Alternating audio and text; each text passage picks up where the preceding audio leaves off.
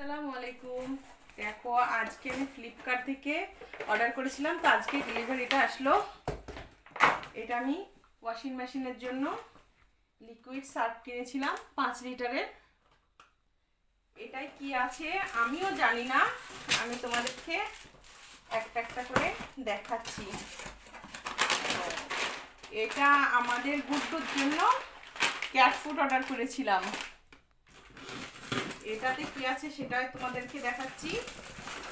এটাতেও ক্যাট ফুডই আছে গুড্ডুর জন্যে।